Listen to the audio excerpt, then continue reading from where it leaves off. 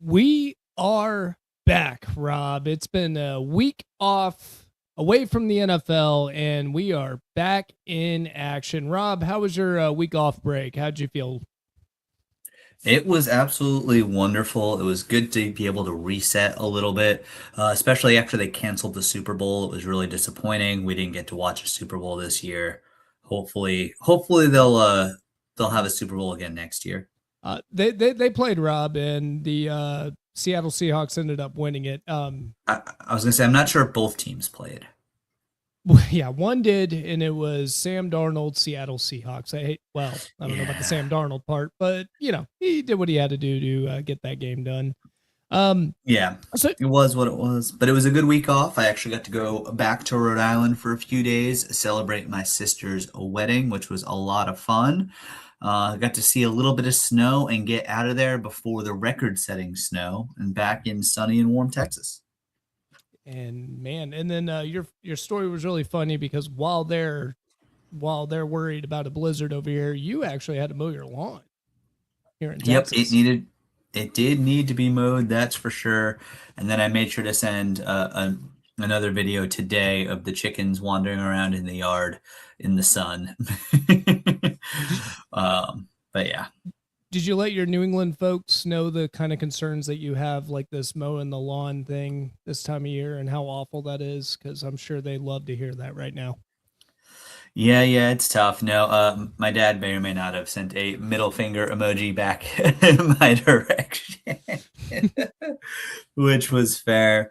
But they're all warm, they're all safe, and apparently they might get another foot of snow in the next week. So Hey, best of luck to you. Glad we are down here. And we normally, if you guys don't know about our humble beginnings, when we started this podcast, it was originally called UFL Homer Hour because we like talking about the UFL.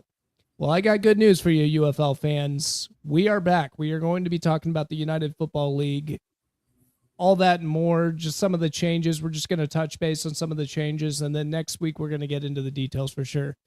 But in the meantime, Rob and I, and just like the rest of the United States, saw a big event that happened over in the Olympics. Overall, USA did pretty good, but winning the gold in the men's and women's hockey, what a big event that was, Rob. How did you celebrate, or where did you watch? oh, it was awesome. I got to watch the women's game at actually at Narragansett Brewery with my brothers and my nephew, and it was an awesome game. You know, USA had dominated that whole tournament, and then they'd only given up one goal. They played Canada earlier. They won 5-0. So Canada had a rematch. Granted, in the first game, Canada's best player was out. She was back for that gold medal game, though. And of course, it's for the gold. Everything's going to be different. Women were playing a little tight. They were battling, but they were down 1-0 until late. It wasn't looking good until a late third period goal got it tied. And then, as it should be, we were off to overtime. Um, I totally understand the people that say 3-on-3 overtime. If for a gold medal, what are we doing here? Shouldn't it be 5-on-5? I don't disagree, but in when it comes to the Olympics, they have everything so tightly scheduled. They need to make sure the game gets done. And as far as the men's game, which we'll talk about in a minute, which also went to overtime, that was the last event of the Olympics, and they were like 2 hours away from where the ceremony was, and a lot of the big athletes were there watching the game. So they knew that was going to happen. So they needed to make sure they got everyone back in time for the closing ceremony. So it makes sense. Plus, also, yes, it's the Olympics. Gold medals are so important, but at the same time, it's also a celebration of sport. So 3-on-3 is okay. The Canadian men's coach, John Cooper, was hilarious. He was complaining about it being settled in 3-on-3, whereas, his team benefited twice from staving off elimination before the gold medal game by winning 3-on-3. And you didn't hear a single complaint about it from him then. But Yeah. anyways, back to the women's gold medal game. It goes to overtime, and my goodness, these women were not used to playing 3-on-3. They hadn't had to do it the whole tournament, so who knows when's the last time they had to do it. And it it didn't look good. They were somehow crashing into each other, making huge messes on the ice with only three of them. It felt like a matter of time before Canada was going to be able to get one past and get the upset. Which, yes, in this one it would have been an upset with how the U.S. women are playing, but instead, all of a sudden, this beautiful finish, beautiful two-line pass, clean two-line pass, hits Keller on the stick, and she gets into the zone, and she makes a kind of move that people struggle making in like pickup games and instead she makes this move to pretty much jump around the defender. Unbelievable skate and stick work, brings it back, buries it. The place goes nuts. Where we were, the place went absolutely wild because, of course, Rhode Island is a big hockey state, and it was wonderful.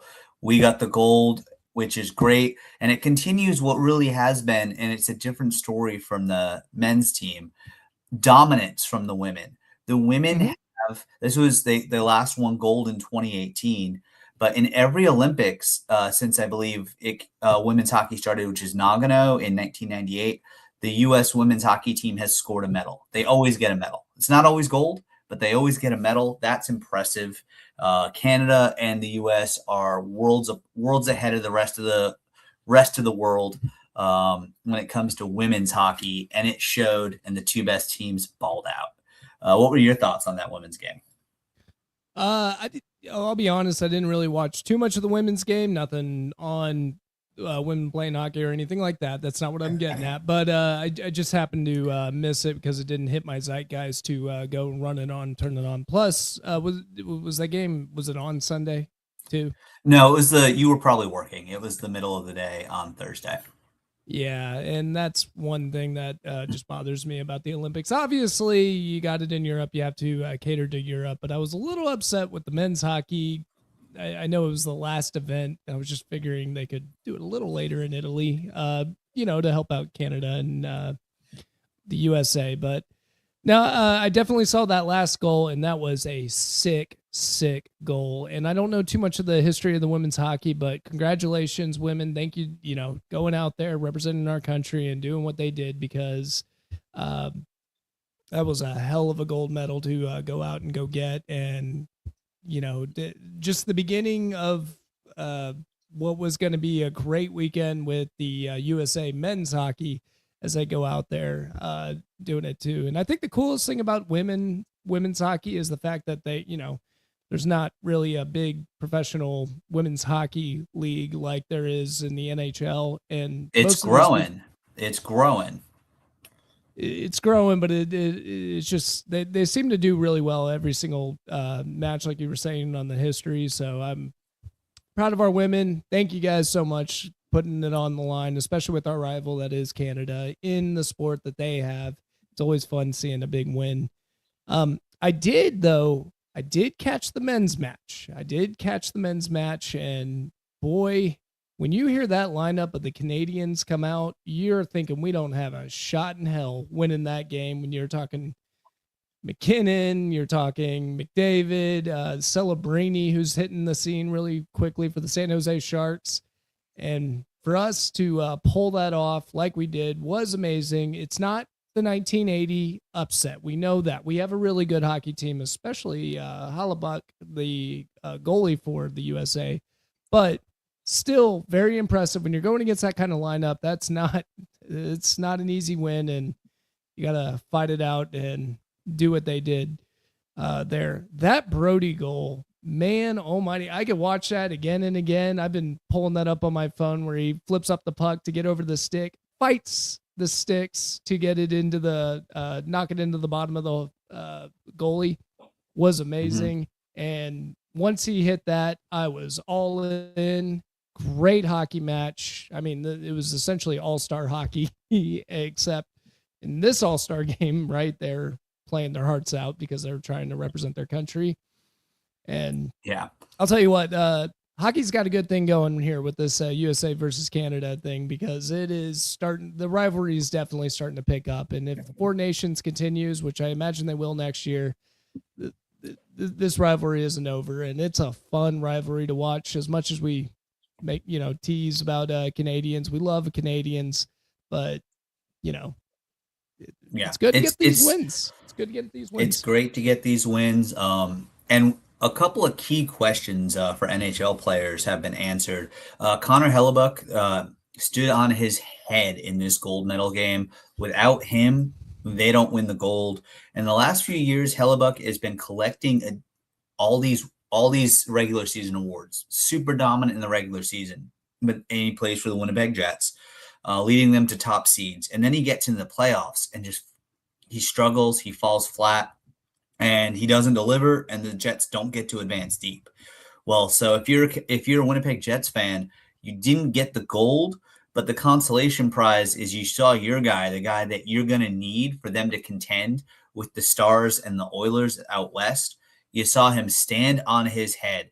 That save that he made in the third period on toes when he got his stick across, diving across just enough to redirect it and send it the other way, and he kept yeah, it was unbelievable. And then you'd already talked about the first goal. I didn't get to see most of this game live. I was at the start of the game. I was actually at my nephew's hockey game. He hit the ice at the same time, so I was watching that one live. And then we were kind of checking on Peacock on our phones whenever our nephew was not on the ice. And then I had to get my butt from Rhode Island up to Boston Logan Airport and get through security, which luckily, because of the incoming storm, it wasn't too bad. I was able to cruise right through, and I got through security and over to an airport bar just in time for overtime to start, which was Ooh. perfect timing. Absolutely wonderful. Watched it, and that, I mean, it could have gone either way. McDavid was just balling out. He was moving. But Jack Hughes, he went 5-hole. That was the second time in this game. Boldy went 5-hole earlier. That Binnington got beat 5-hole. I'm never sad to see Binnington get beat because when he was a member, I think he is still a member of the Blues. He upset us Bruins for a cup back in 2018. So you know what, Binnington, you didn't need this one. Jack Hughes, he got in. It was a great pass, great move through the 5-hole for the goal. And typically when you're in an airport, no one's really happy, unless you're except the few people that are off to the tropics or some sort of vacation. But even them, they just had to go through all this stuff. That was a very happy airport. Everyone in the airport was ecstatic because that was on every single TV. Like the bar I was at, I wasn't seated at it at that one because it was already packed, and then it was the one right inside of security. So there was a big, deep crowd around it. And it was a lot of celebrations and a lot of happiness. So that was great. And a long time coming. The U.S. men, especially, we're not we're always should be contending for a medal. But when you look at the Finns, when you look at the Czechs, when you look at Canada, there's a lot going on there. And then you factor in when Russia is allowed to play as well. It's tough. But you know what? The U.S. survived against Sweden, another team that was a medal contender, and they got it done, and it was awesome. And it's a huge celebration for the men and the women, and a great cap. The U.S. didn't win the most medals. That's all about Norway. Some of these countries have a lot more winter than we do, so they specialize in some of these things. But we took down those two, and then I don't know how much figure skating you watch. I don't watch a lot, but Alyssa Liu definitely captivated a nation. She is just catching the nation by storm, and she did a great performance, a very unique style in figure skating. I don't watch most of these sports unless it's the Olympics, so it's always fun to tap into them because the Olympics is just on and you get to watch it. But she also did a wonderful job getting the gold. I do have a question, I guess, on the Russian front. Just, I think you're a little bit more tapped in when it comes to at least a little of this better than me. So, is it still over steroids, or is this over the international concerns of them invading Ukraine? I'm just curious. It's still the war in Ukraine at this point. That's the reason for that. That's as deep as we'll go politically, but that's directly intersecting with sports there. It's due to the war in Ukraine. I don't believe it's got anything to do with steroids at this point. I think that was more of a summer issue, anyways.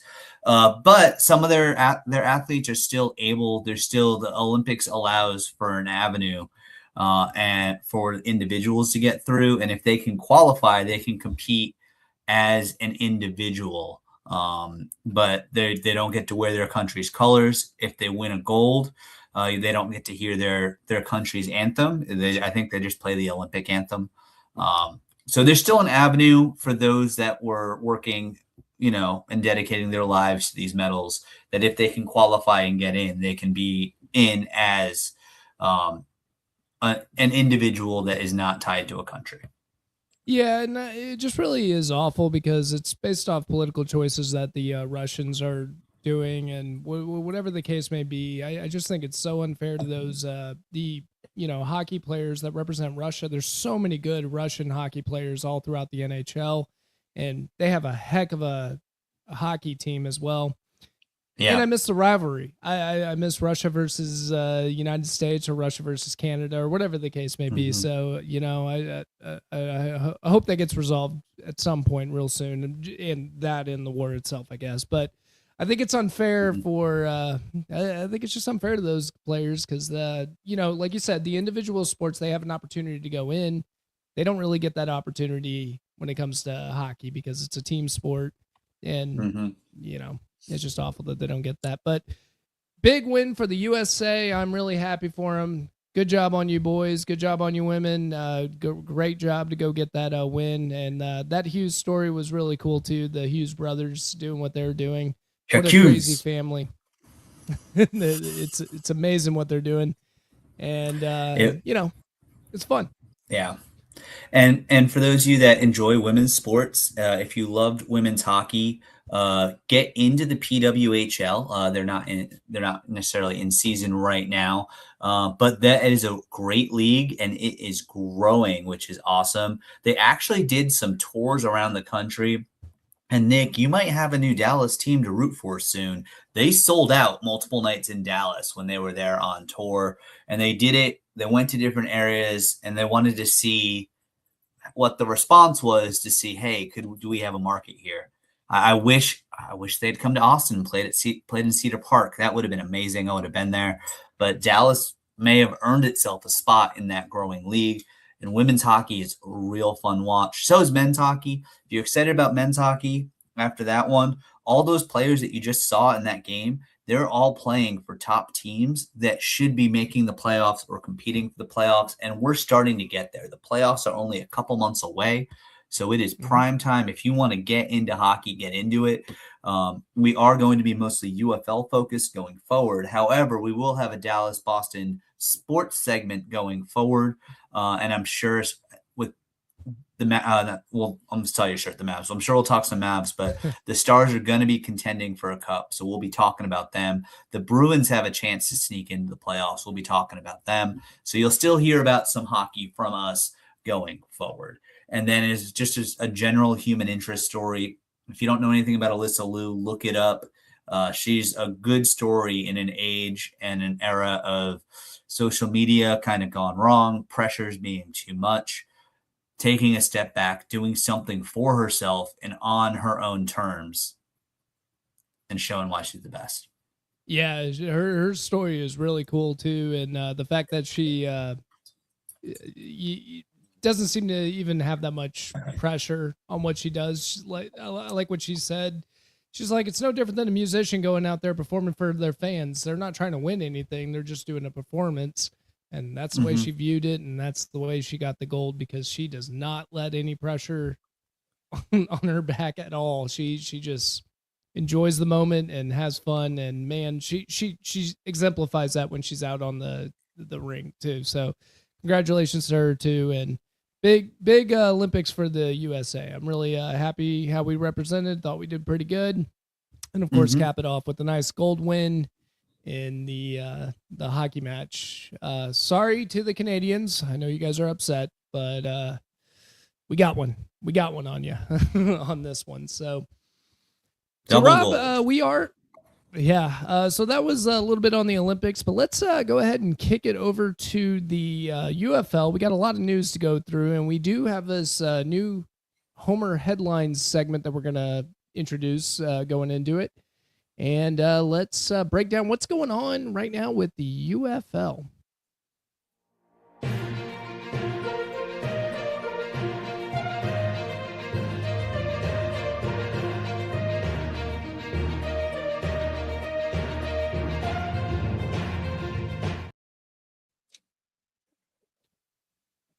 I like it. I like it. Yeah, we're having a little bit more fun here with it. So the UFL, last time we talked about this, Rob, tons of changes have happened. The UFL that we thought of is no more. It is completely changed since the new management takeover. We'll talk about if it's good or if it's bad, but we'll break down some of the things that are happening. So let's start off with the teams that are gone and the teams that are now there. So the Michigan Panthers, no more. Memphis Showboats, no more. And then we got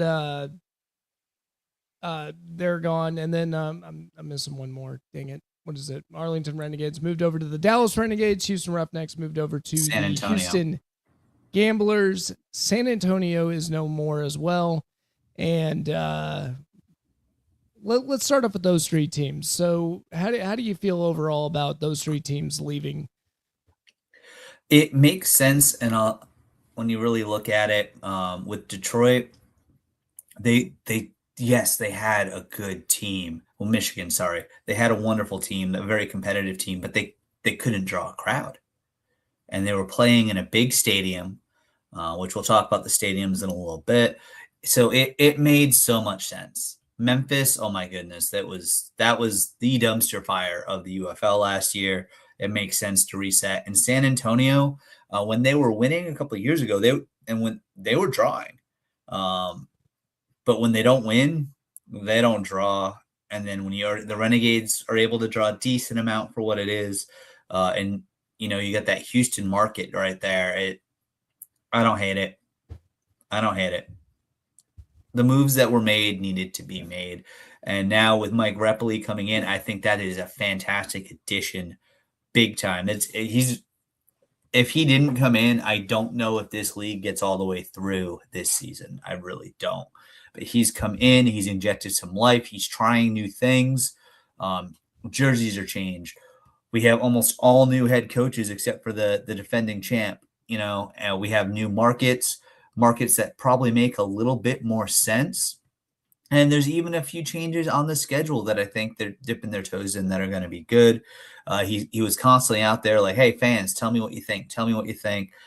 So hopefully good. And we're going to talk about rules changes. So there's the momentum that needs to be there, because for those of you that listened to us a lot last year, we started to sound like a broken record. We're like, the marketing needed to change. The effort needed to change. All this stuff needed to change because there is good football happening on the field, but that there was no effort or energy behind from the front offices. It seemed like they were all on autopilot.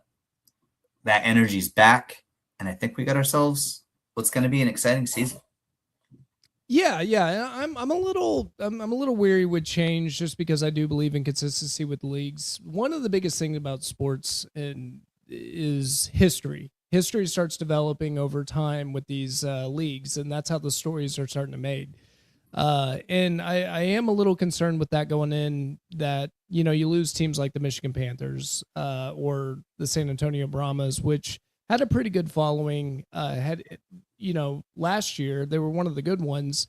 The Brahmas, you didn't really get a chance to see it too much. I know you tapped into the UFL last year, and they just didn't have a good year. And it doesn't really make a difference if your product's bad. If you're playing really bad, you're not going to get a huge following behind it.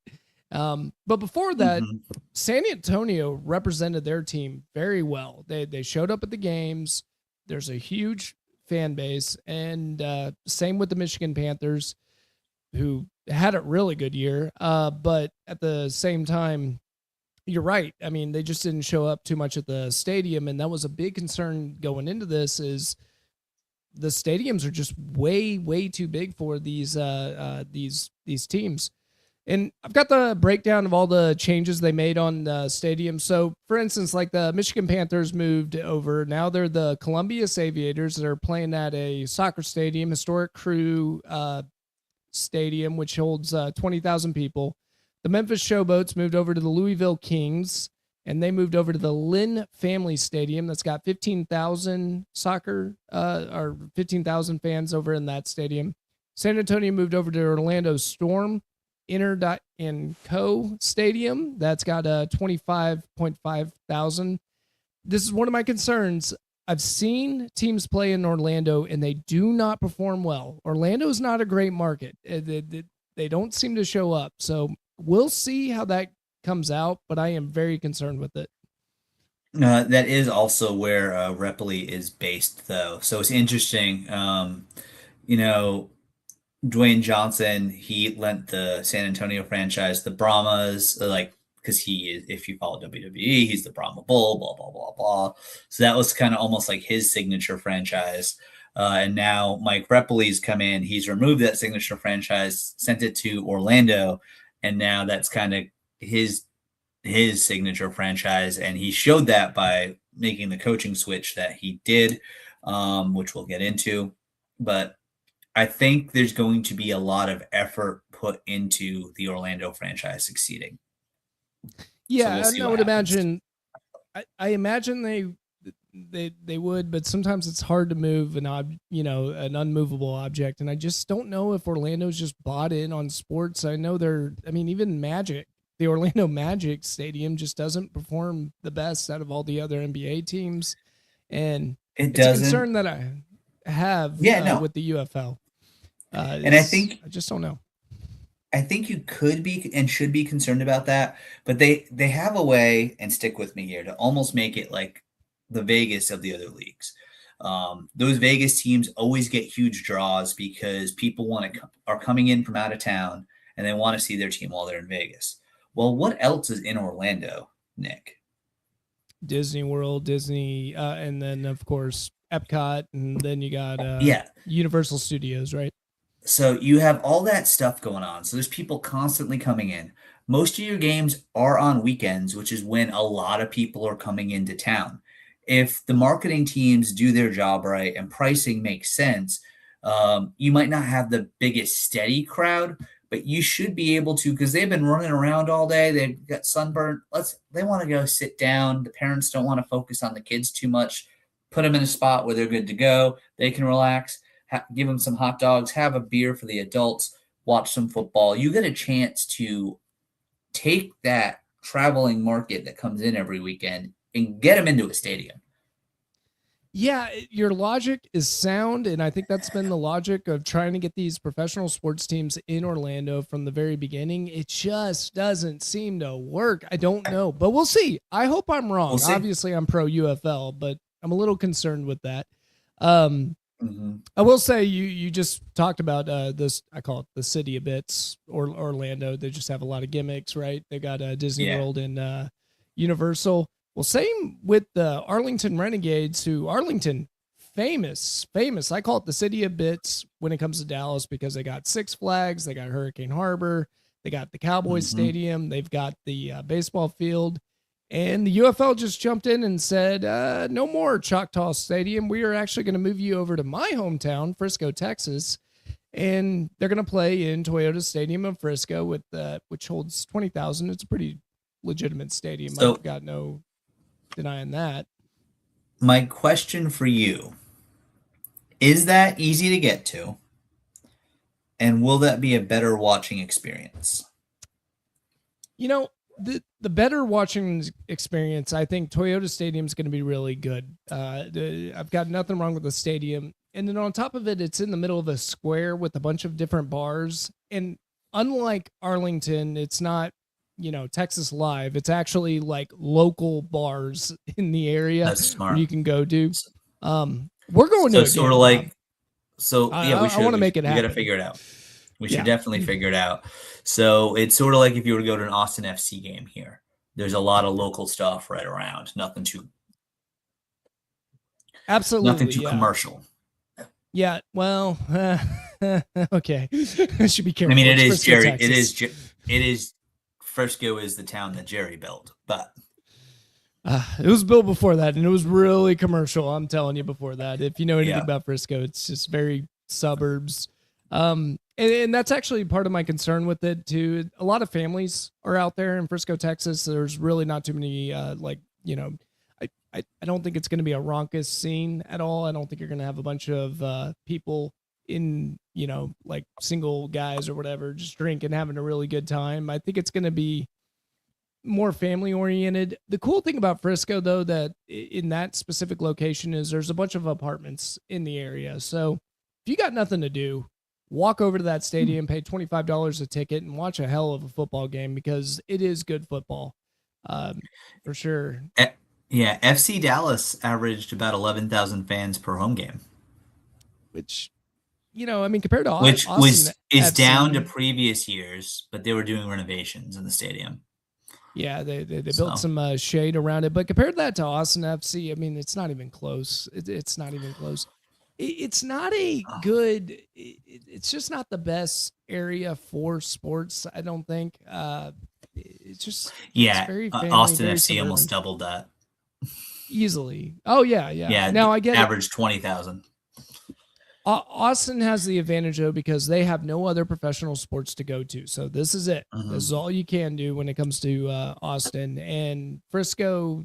There's plenty of options, and there's the Rough Riders. They play over there as well in Frisco, the AAA affiliate to the Texas Rangers and FC Dallas, and now the Dallas Renegades. They switched their team name, which I'm happy for that because I've got a pet peeve with Arlington. They want to make themselves sound like they're bigger than Fort Worth or Dallas. And I hate to break it to you, Arlington, no matter how many bits you put in your city, no matter how many venues, no matter what you do, you're always going to be related to Dallas or Fort Worth. Hate to break it to you.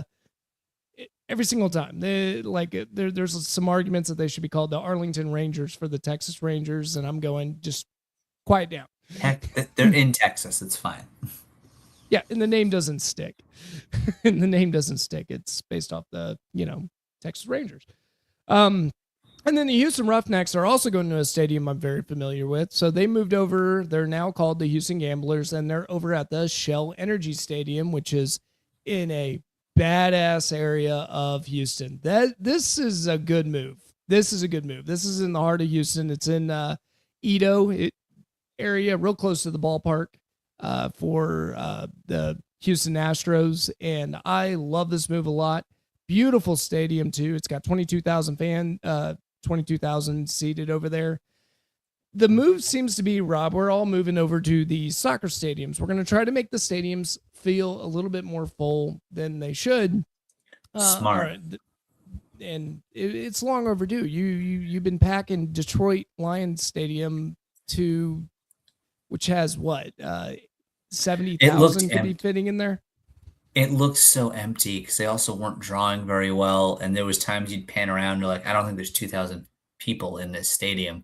There's probably more workers right now working the game than there are people in the stands. So I almost feel like Mike Repoli is a longtime listener of the UFL Homer Hour with Nick and Rob, because one of the things we called for was move them all to smaller stadiums, and that's one of the first things they did, which has Battlehawks fans very leery, because right now there is talks about moving them to a smaller stadium, which I would assume would always sell out because the stadium they're looking to move the Battlehawks to is a 22,000 seat stadium. So, probably a good thing. I don't know. We'll see. Well, what else can they use their former NFL stadium for? I don't see a problem with the Battlehawks. I say leave it. I don't know what the rent is or anything like that for the UFL, so that is going to be a concern when they're talking about a small league trying to save money. But to me, keep the Battlehawks stadium. Don't mess with that. They actually do a really good job representing. They get 40,000 into it. I think they were averaging 32,000 or something last year. They do a good job. Well, let's not mess with the Battlehawks. They have a huge following. Seems like wherever they're at, they're showing up. And so maybe we should just stick to that stadium just for continuity, any sort of continuity. And Yeah, speaking of but continuity, Rob, well, do you, I was gonna go ahead. say the them losing their coach. There's a chance they're gonna take some steps back. Yeah, yeah. And speaking of losing their coaches, there is only one coach that did not change at all from the 2025 season, Rob. Shannon Harris from the DC Defenders, who was the interim coach, took over. Oh, I forgot his name, but took over the DC Defenders midway through the season last year, and Shannon Harris is the only thing that is staying. Everyone else is either moved or gone, and most of them gone. Only Anthony Beck stayed, and he's moving over to the Orlando Storm. Hmm. Yeah, and if I'm a St. Louis fan, I'm not happy about that. I'm not sure how much of a choice Anthony Becht had, but you know, it is what it is, and it's a way to get them contending quickly. I will say one of my biggest question marks about all the moves Mike Repoli has made. Most of them, I think he's been hitting it out of the park. The coaches he has chosen to take over um, these six other franchises. Interesting.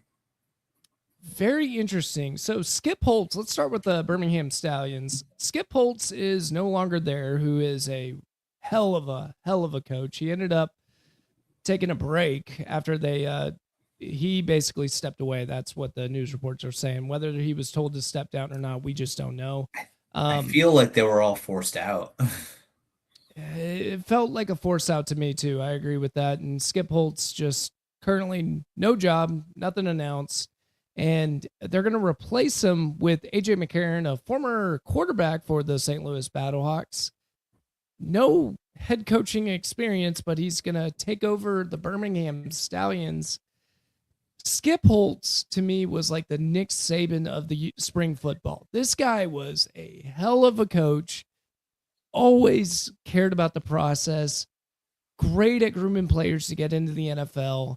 And for them to just take Skip Holtz away, I think was just terrible to the Birmingham Stallions. And I have a feeling Yeah. that they did ask him to step down because Skip Holtz clearly loved his job, loved it a lot. And to take that away was just, it was a head scratcher, but I guess they're trying to save money.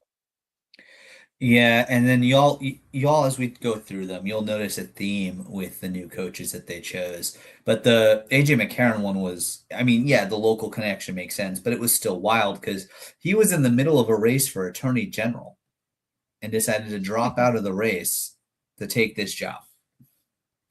He was trying to become the attorney general in Alabama, uh, or lieutenant governor, one of the two. I don't follow Alabama politics that closely, but he was running for a high-ranking state office to serve the public of Alabama, and said, "Never mind, I got to do this other thing, which is going to take just as much effort. I'm going to go coach a football team." It's bizarre. It's a very strange pickup too. And then he didn't have any sort of coaching experience to my knowledge. I didn't see anything out there for him. So I I have, mean, it doesn't seem that that was a requirement for all these new coaches. yeah, sure doesn't. So head scratcher on that hire for sure. Let's go into the Arlington Renegades. So they went ahead and moved on from Bob Stoops, who he said he retired Fair from enough. football. And Again, don't know. he might have been done. It looked like it. I mean, look, the fact of the matter is he didn't have a winning record. I actually kind of wanted to move on from Bob Stoops. I love Bob Stoops just for the historical aspect of it, and he drew eyes to get people over to the league. But generally speaking, I think it was just time to move on because they just need to change. And then they hire. This is a tough one, Rob. Rick Newsell. Neuheisel. Neuheisel, who's a veteran college and AFL head coach. He used to, or he coached periodically in the college football ranks. I don't have his details, and we're going to do a bigger breakdown of all these guys later. But they move on. They go with Rick Neuheisel, and Rick Neuheisel we'll see how this works out. But this is actually one of the few hires that I'm like, okay, at least he has head coaching Yeah. experience. It's nothing too Yeah. bizarre. He's just trying to get his name out there. Yeah, he was the UCLA head coach from '08 to 11. Um, so he knows what he's doing. So he bucks the trend of the other guys as he actually has experience and he's not an up and comer. But we'll see. I think that puts Dallas in a really good spot compared to a lot of these other teams because Rick Neuheisel knows how to build a team. He knows how to assemble a team and coach a team and get it ready to perform. And a lot of these other new coaches, they don't. They know what to do as a player, and now they're going to learn on the fly how to do it as a coach. Yeah, and here's another one. Michigan Panthers. They give up on Mike Nolan, and as much criticism as we had on Mike Nolan all year long over Perkins and whether he should start him or should not, Mike Nolan knows how to run a really good defense, and quite frankly, he knows how to run a really good team because they went on a deep run and ended up making it to the championship game. Didn't win it, but still put on a heck of a performance out there. Mike Nolan moves on. He's got no new job announced. He's just they said he just straight up got terminated here. And then the Columbus Aviators, who the team transitioned to, is now moving on with Ted Ginn Jr., former wide receiver, first time head coach. Ohio State legend. And he's a Ohio State legend. So what are you guys doing? Why Ted Ginn Jr.? Because apparently in these college towns, the thought is fans will go to the stadium to watch a legend stand on the sideline and point. We'll see. We'll see if it works out. I guess. I don't think they took coaching too seriously on this, and that's what I'm a little concerned with on that. They did a good job with the Houston Gamblers. They definitely needed to move on. I definitely believe that. CJ Johnson was just, I don't think a good fit for the Roughnecks at all. And so at least Ted Ginn was running, it was called Ginn Elite, a nonprofit youth camp dedicated to training young athletes and assisting with coaching duties at Glenville High School, which was his alma mater under his father.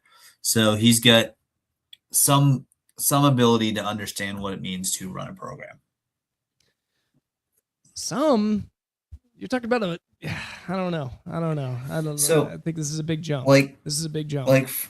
To me, and this is one of the things we talked about last season, when you're looking for new head coaches, instead of pulling in the Wade Phillips of the world, as much as we all love the Phillips family and their ability to coach, you should be going and looking for the up-and-coming assistants that maybe just aren't able to go ahead and get their foot in the door. Like Eric Bieniemy was up and coming, and then he left. Couldn't land a head coaching job. Left Kansas City to try to thrive. Didn't, crashed, burned. He's now back at Kansas City. He'll be the OC again in Kansas City, even though he's not the play caller. But if you could have taken someone like him, give him a chance to be a head coach. Now, I'm not saying him specifically because he's going to always go back to Mahomes over the UFL. We get that. But find those coaches that maybe aren't quite getting through the door. Can you throw money at a Brian Flores? Now, that's someone who people might actually come to watch. I don't think you can throw enough money at him. But then who are these second and third tier assistant coaches that want to prove themselves and feel like they can't get out under their own shadow? Like, go get them. If I was one of those assistant coaches, I wonder how many interviews actually happened for these jobs, or if it was, hey, who are some legends that are still in the area? Hey, you interested in this? Come on out. Well, I think it's definitely shown in light that the UFL is not really paying the coaches too much. There's not too much details on their contract, but what I'm just gathered just now is that the UFL head coaches end up getting paid about $40,000 to $100,000, I guess, depending on experience or anything like that. Oh dear God! And Bieniemy's like getting $100,000 to $500,000, somewhere around there. So Bieniemy might be making more. Yeah, Um, I think where you need to tap into this. I like your mindset though. You got to get these young something. like Jason Oh, Witten, he's who making around 600K.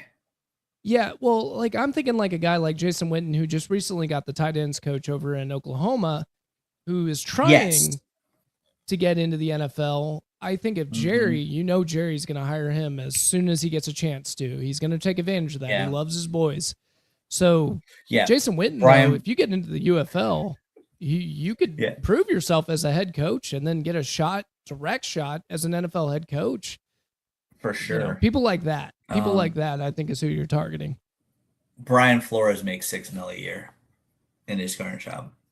He ain't going anywhere. He ain't going anywhere, man. No. And he No. does have a legitimate shot at being a head coach, even though the NFL seems to blackball him. Well, No pun intended there, his but yeah. his lawsuits finally, I believe, was finally settled in the last month or so. So there's a really good chance in the next cycle he is a head coach.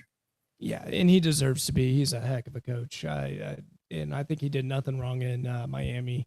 Um, Right. so the Houston Gamblers go with instead of CJ Johnson, they're going with Kevin Sumlin. This is a good one. I have no problem with this And hire. again, yeah, he's probably of all the head coaches brought in. I'm not counting Anthony Becht. He got moved. He has far and away the most coaching experience. And again, it ties into the local legend. He was the head coach for the Aggies with Johnny Manziel Yeah, during the Johnny and years. whatever you think of him, especially after the Johnny Manziel documentary that came out, good documentary by the way, very entertaining. Whatever you think of Kevin Sumlin, the fact of the matter is he was a head coach at A&M, coached at Houston. This is a He had a good better match. record than Jimbo Fisher did, who was paid a lot of money to replace him. Yeah, he does, and I think this is just a beautiful matchup. He's a big name, but he can't seem to find his place anywhere right now. I think this is a huge one. Good on you, He's not Houston. hurting. He's not hurting for money either from his college jobs, No, or no, not at shouldn't be. all. I don't know what he's done with his money, but Right. I think he's doing all right. yeah. We already went over the DC Defenders, keeping Hmm. Shannon Harris. We got the Louisville Kings. So Anthony Beck ends up moving out from the St. Louis Battlehawks. St. Louis Battlehawks. I'm sorry, I'm getting it all You're backwards here. combining two teams. I'm getting way too much action going on over here. But the Louisville Kings decide to go with Chris Redman. Chris Redman, first time head coach, former Shocker. NFL quarterback. Rob, you're better Shocker. at players than me. I don't know this guy. I don't know him. Who is Chris he? Redman, he is the current head coach. He was a Falcons quarterback at some point.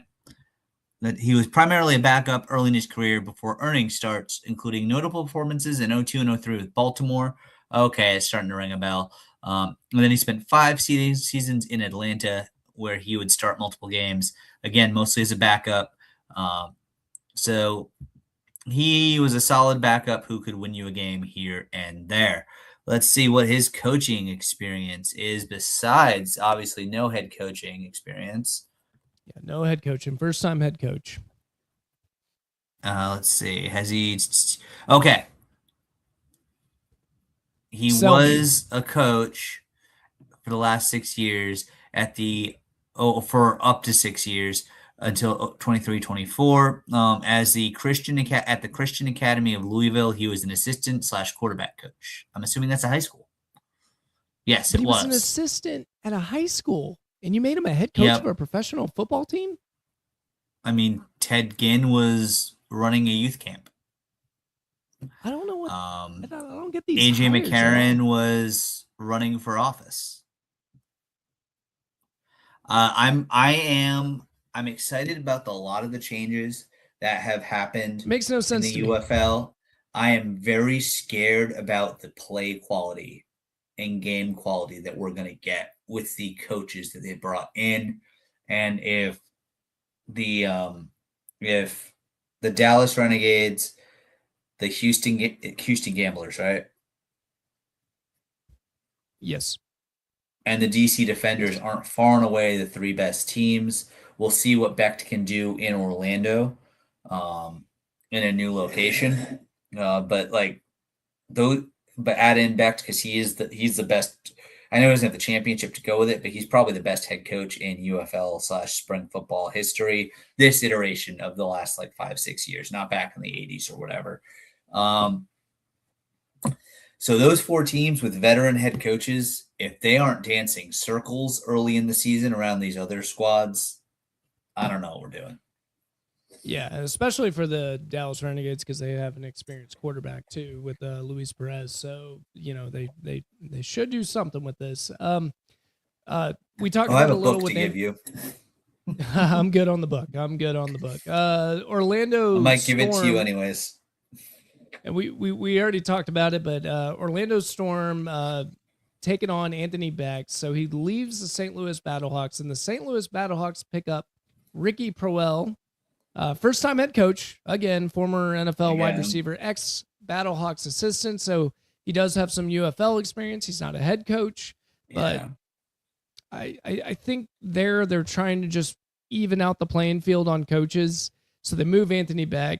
They must see something in Proehl. If he is something, then he can maybe prove himself since he is an assistant in the UFL ranks. And but he's got the St. Louis. Ricky Proehl's got the St. Louis ties because he was a member of the Greatest Show on Turf era. He was on those rosters.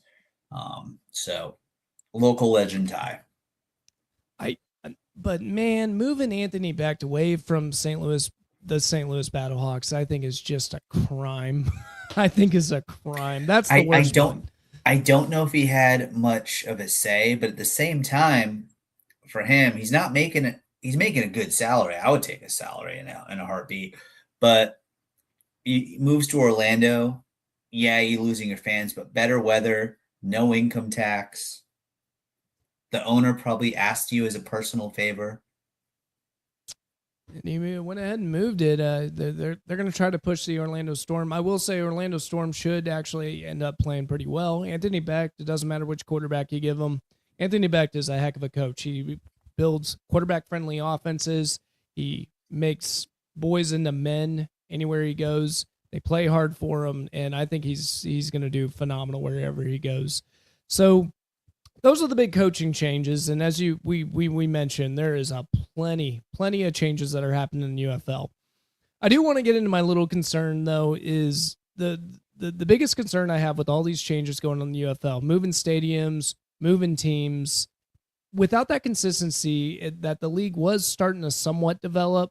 Are you a little concerned that people are going to just say this is nothing, or your suggestion would be hit this thing to ground zero one more time and then stop, leave it alone, and grow from here? Because sooner or later in sports, around too much, people are not going to grow attached to their team.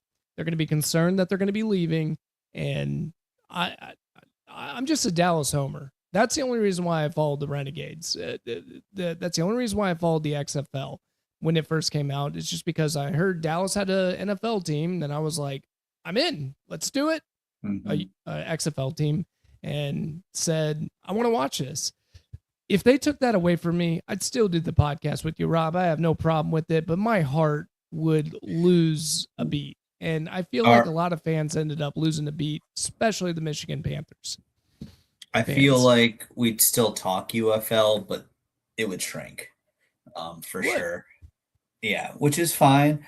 I think as long as the league is continuing, I think with their current locations, I would imagine they're all back again next year.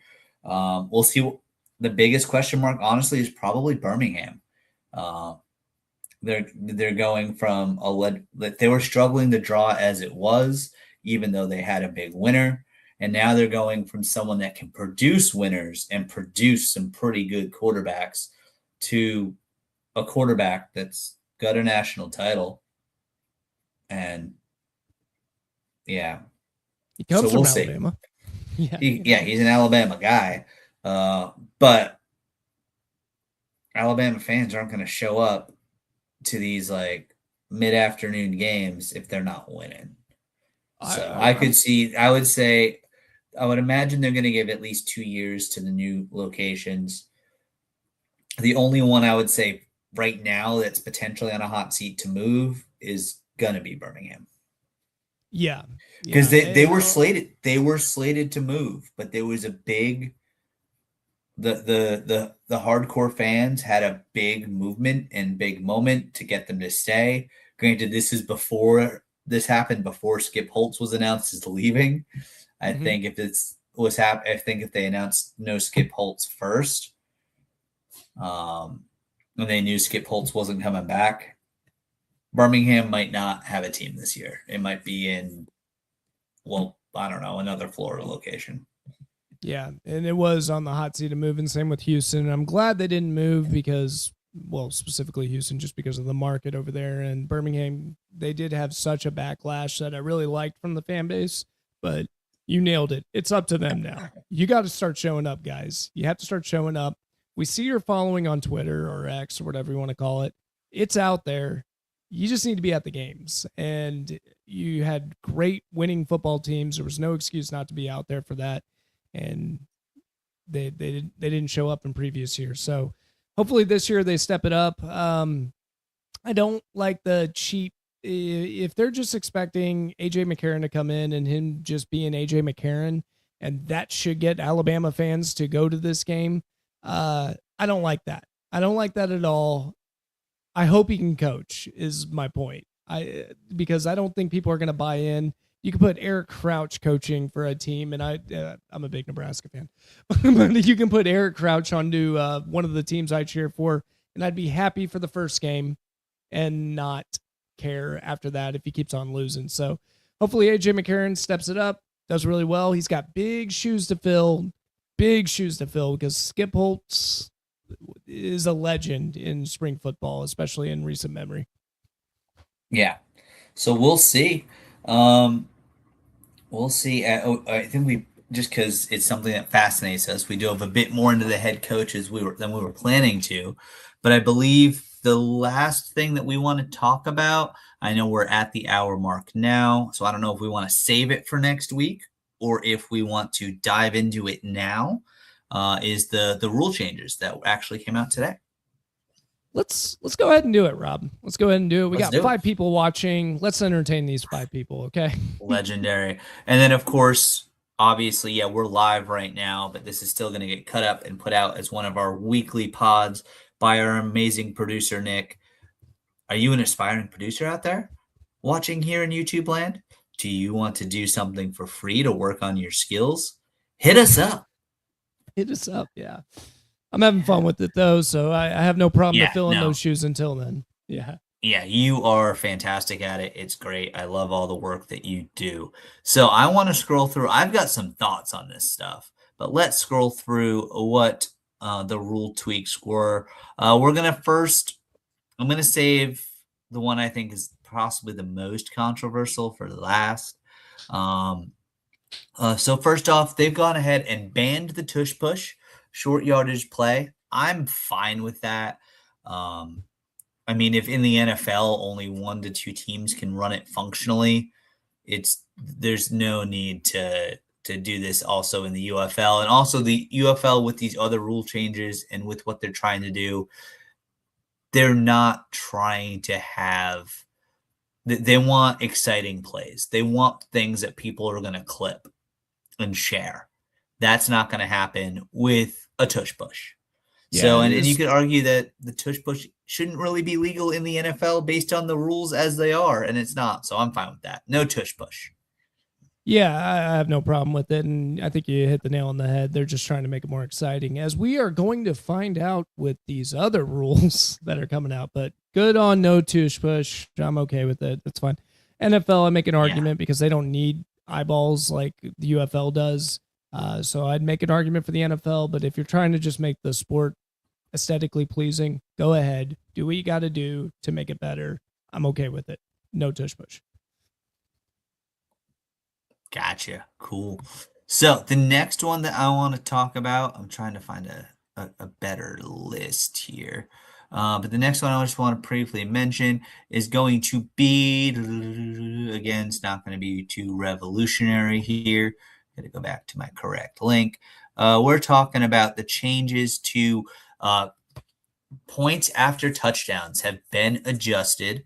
So the 2-point conversion, which was at the 5-yard line last season, has now been moved to same as the NFL, and I believe same as college football, back to the 2-yard line. I think that makes a lot of sense. Put it there. That's totally fine. And the teams now have a new option. You can kick from 1 point from the 33, or there is a 3-point conversion. You can go for it from the 8-yard line. With it being the 8-yard line, so last year there was all the extra options for extra points. We didn't really ever see them happen. I think a 3-pointer from the 8-yard line, if I just need 3 points to tie or take the lead, I don't know why I'm not always going for that. So I think that's going to be exciting. What do you think about these changes? It seems like they really don't want to see extra points, which is fine, especially because we saw, while in theory we have some legendary alumni that are kickers of the UFL. The Dallas Cowboys have a good one. So do the Detroit Lions. There's also been some pretty bad kicking. So I think if they can avoid having some ugly shanks being their clips, they're going to try. Here's looking at you, destroying. I don't know if you're back in the league or not, but you struggle a little bit for last year with San Antonio. What are your thoughts? I like the changes. I think we're going to see the 3-point play a lot, especially from these new coaches. What do you think? What do you like? What do you like? What do you dislike? I love it because it gave the option back on the extra point with the 33-yard kicking from the 33-yard line. I think that's a good choice. My biggest thing in any of these strategies is the more options, the better. And now that you added the field goal element back into it, back then they didn't have that option. They had to go for 1, 2, or 3. 1 being from the 1-yard line, 2 from the I believe it was the 5 or 3 points from the 10. That you add the element of kicking into the game. I have no issues with it. Gives you more things to scream at your coach for doing wrong, and that's just always entertaining when you get to play Monday morning quarterback saying, "What were you doing?" It's just fun. It's exciting, and I like the more options out there, which is part of the reason why I'm not the biggest fan of these other rules that are going to come in, but some of them coming in. But extra points, I love it. Keep doing what you're doing. I like the rule change there. I think it's you could say it's gimmicky, you could say it's not that entertaining. I don't care. Give the coaches as many options as possible. Allow for teams to come back into the game anyway, even if it's a 2-possession game, to make it where it's harder to get to a 2-possession game. It's just entertaining. And how many teams did we see come back from something like that last year in the UFL? Great entertainment. Sign me up. Give it to me. I like those rules. Yeah, for sure. All right, so the next one, I think we're both going to be like, okay, fine. There's more space for kick returners now. The kickoff team's been moved back 5 yards from the receiving team's 40-yard line. It's now back to the 45, and the receiving team zone to line up. It was also moved up 5 yards from between the 30 to 35 yards to between the 35 and the 40. So it might not lead to like a lot of big returns, but it's going to help with the field position overall, which will lead to more points. Do you have are you furious at this 5-yard flip, or are you fine with it? I'm fine with it, and I love the kickoff. One cool thing, I'm glad the NFL adopted the old XFL rules too, because the kickoffs have been so much entertaining with that. UFL already kind of had it, but they're just dropping it 5 yards back. They're not as fast, they're not as strong. Give them a little bit more room and allow for more kick returning, because in the UFL last year, it just didn't really, the returns just weren't that exciting. And the NFL showed you, actually, it can be very exciting. They're just not as good at it. And safer. And safer. And yeah. safer. Yeah, that too. So it was weird the first couple weeks of the NFL season, but then it was like, okay, no, this is fine. I liked it. I liked it a lot. All right, I'm going to say this is the second most controversial change. We'll see if you think it's the second most controversial or not. But they're going NCAA style. You only need 1 foot inbounds for a completed catch. I know my thoughts on it. I want to hear your thoughts first. I love it. I love it. It goes back to what you were just saying earlier. When it comes to excitement and you want offenses to move, you need to give the wide receivers a little bit more leverage to be able to move the ball. This is it's going to encourage more catches. They're going to be able to be made out there. In the NFL, I want those athletes to make the catch with 2 feet inbounds. But when you're possibly going to be struggling on offense in a league like this, which honestly hasn't been that bad, I'll give them that. Give my wide receivers struggles. There were some I watched struggles. San Antonio though. Yeah, I want my offenses to do really well. Give them 1 foot inbounds. I'm a big fan of it just for this league. Again, it's one of those rules where I like it for the UFL. I don't like it for the NFL. So NFL, don't get any ideas. But in the UFL, it's fine. Yeah, 1 foot in, whatever encourages big plays. These aren't NFL caliber wide receivers. They're really good wide receivers, but they're not NFL caliber, most of them. And yeah, I like it. 1 foot inbounds. I don't like it. I also don't like it for college either, because also now in college, you're in the freaking pros. A lot of you top guys are making millions. Go ahead, and it should be 2 feet in bounds. Make a catch. All right, 2 feet in bounds. NCAA Division I, UFL, y'all should do it. That being said, if the NFL decided to switch the rule next year, then whatever. It's all aligned, so I don't care. But I think it's a skill. Like for the NFL receivers who have to do it, it's a very talented skill, and the toe tap and the toe drag is so epic. If you want to succeed at the NFL, you got to be able to do that. And none of these guys are aspiring to only play in the UFL. They're aspiring to ball out and show that they deserve a shot in spring training. Not spring training, I'm thinking baseball. In training camp in the summer, not the spring. So I think it should be 2 feet in bounds. Hey, I'm okay with it. I get it. It is very exciting to watch. And you're right. If I do a little comeback route, curl route, and I just get 1 foot inbounds, it's nowhere near as exciting as someone catching it with 2 feet inbounds. So I'm with you. I understand. I just would rather see movement on the ball. So, we agree to disagree on that, but that's fine. Yeah. So now what I think is the most controversial is the changes for kickers. So the big changes: 4 points for any field goal of at least 60 yards, and most punts inside of an opponent's 50-yard line, there's some specifics, are going to be banned. Justice for punters. Justice for punters. Let's see. Before I turn it over to your thoughts, let me see. I'm reading through the article right now. So Dean Blandino said, "We're always looking to innovate, but also maintain the integrity and the foundation of the game. The game that we want and the game that we're strived for is exciting with good flow, good pace, not a lot of stoppages, and really big plays. We're going to promote scoring." Okay, promote scoring, but this isn't arena football. This is still football. So, shocker, the 4-point field goal was the brainchild of new owner Mike Repoli. So he knows what he wants and he's going for it.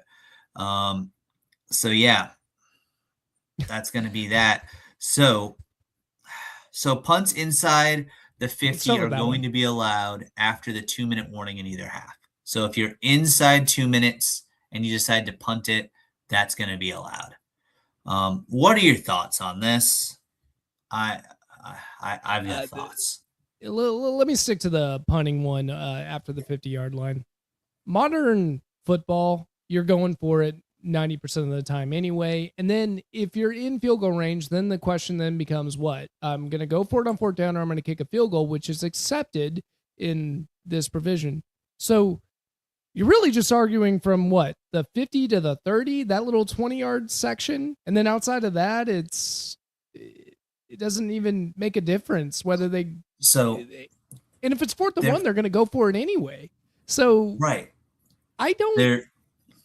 It's like a rule that exists that just didn't. It just didn't need to happen. It just didn't need to happen. There was I, no reason for it. It's not like it happens a lot anyway.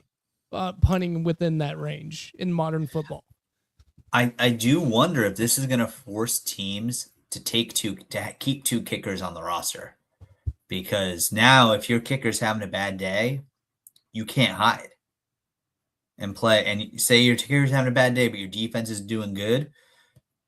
I mean, that's what the Patriots rode. I mean, the Pats. It was the Pats offense, not the Pats kicker, but they rode field position football to a AFC championship.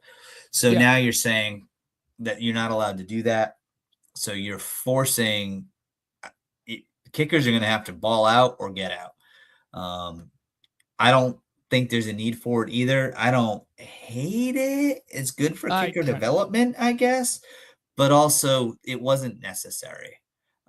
It Not at wasn't all. necessary, and it's going to feel a little gimmicky when there's a team forced to go for it and their kickers shanked three already.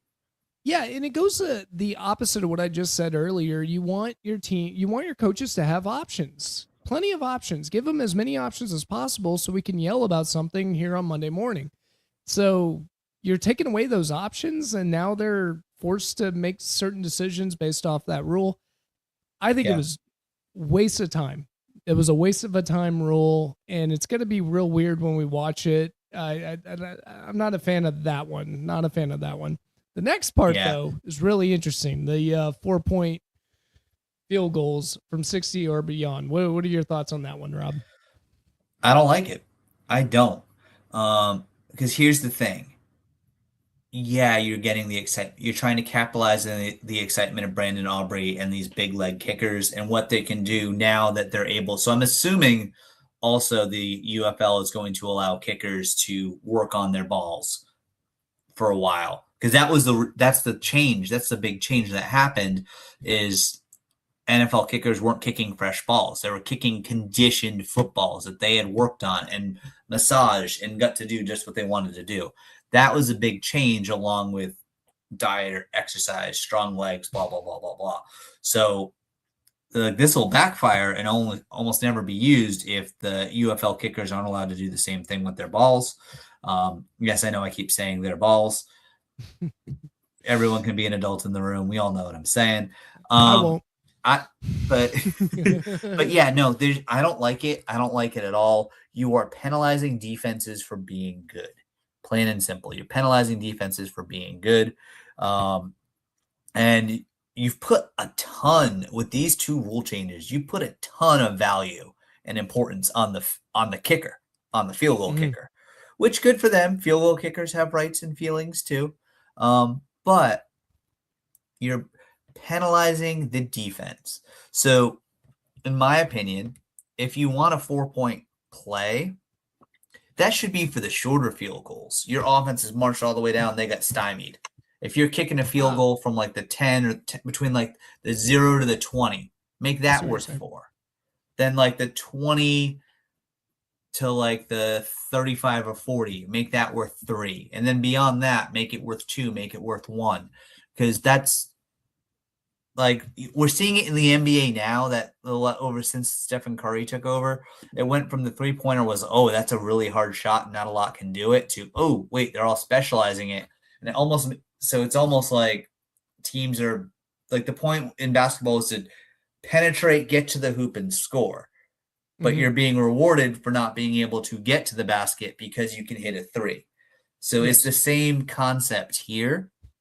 Except in the NBA, it took an awful lot for us to get there, and now it is what it is. They're not going to revolutionize scoring, but yeah, you're penalizing defenses for being good and rewarding, probably with the quality of kicking that is going around, probably rewarding one, maybe two teams. I don't think we're going to see a lot of 4-point field goals. I really don't. But you're Yeah. going to find there's going to be one team that's going to have that kicker that can do it, and it's going to be a cheat code. Yeah, and it just seems a little too gimmicky for me. I get that. One thing though I do like is just a bunch of options, and you're going to see a different strategy going on in the game. I kind of like that aspect of it, where I don't know, you're down by you're down by 4 with 30 seconds left to go, and you're at the 45-yard line. Do you go ahead and go for the touchdown, or do you try to go get that field goal? And That that's part, wild. That's not like the NFL's never going to adopt this. no. It's not. And I think you nailed it earlier with the idea that, look, guys, I love you kickers. I really do. I love you punters. I love you kickers, but you're not the sport. I hate to break it to you. Sorry, Pat McAfee. You're just not the sport. It's all about offense. It's all about defense. It's about the trenches. It's about the skill positions. That's what we want to watch onto the field. Field goals are just part of the game, and you want to make sure that you have a good kicker. So, that's where the kicker comes in. But you don't want to make them you nailed that, Steph Curry of your team, where they end up, that's your bread and butter, and that's how you're going to be scoring points. You're saying you won't see that much. The UFL I don't think has had some, I don't think there's going to be 8 kickers that can do it. There might be 2 and then that's going to, consistently. yeah. I mean, if you have Brandon Aubrey or Bates, it's a big part of your strategy now, where you have to start questioning: do I want to go to the 30, or do I want to make sure I get the 40-yard, the 60-yard field goal? And that's the part that I hate. It was a rule that didn't need to exist. It's the same exact thing that you just said. It's just a rule that didn't need to exist. We love a 60-yarder, whether it's 3 points or 4 points. I get it. It keeps games closer, and you can evolve your strategy behind it, especially if you're down 11. You can decide to do that, kind of like that. But I'm worried, just like you, Rob, where the involvement of the game is going to be all about the kicking, when that is just not the point. Is scoring touchdowns and stopping touchdowns, and the field goals are just added perks if you have that kicker that's able to do that from 60 yards. So, yeah, not a fan of it. I don't know. Sometimes you're thinking you're going to need change to get eyeballs, and football was not the problem. It's mainly marketing, and I feel like some of these rule changes were just trying to change the football, and it just didn't need to happen. It didn't need to happen. So I think they're going to revert back to this next year, if there is a league next year, and We'll find out.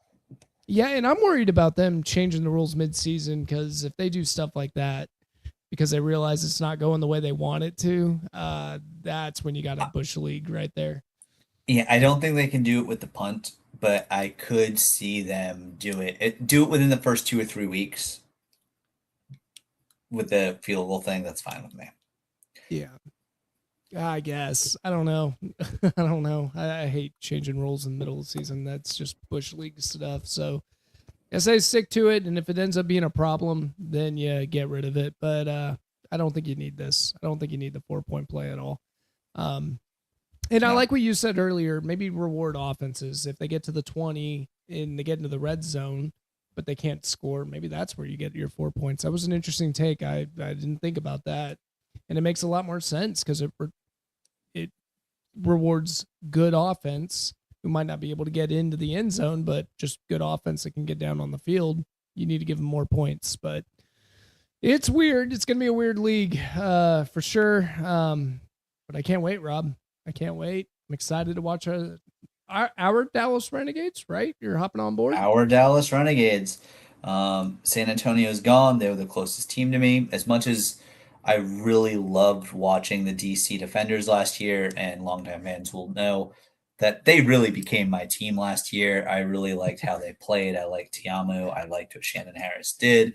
It doesn't make any sense for me to be like, I'm a DC Defenders fan now. So I'll stick. I can't do Houston, so I'll move over. Let's root for the Dallas team together. And it's going to be a lot of fun. Yeah, it's going to be a lot of fun. Cannot wait. And it's going to be starting here shortly. We're going to have another show on this. We're going to break down, I think, specifically the Renegades coaching situation, but other topics and more next week. And we're going to do a little bit of a deeper breakdown. We're just touching base right now. There's a few fun schedule tweaks I'm looking forward to. They dipped their toe into one thing and made some other other changes that I'm a little excited about that hopefully will help ratings, but we'll see. We'll see. We'll see. But in the meantime, if you guys are following us right now, thank you, you 7 fans that are out there.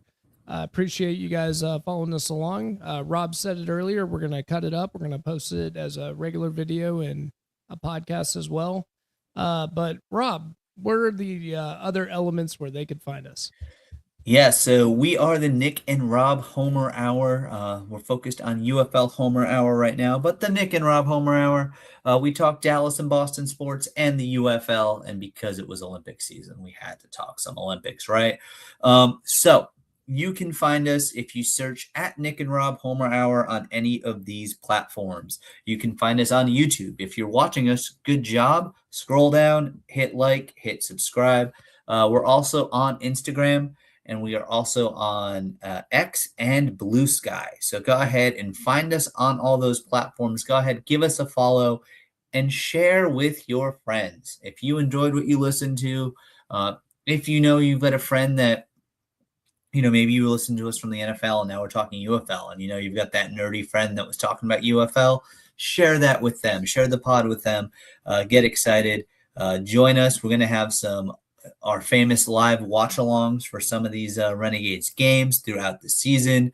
We're going to also be talking, all the Dallas and Boston sports as we proceed. So join us and let's have a good time.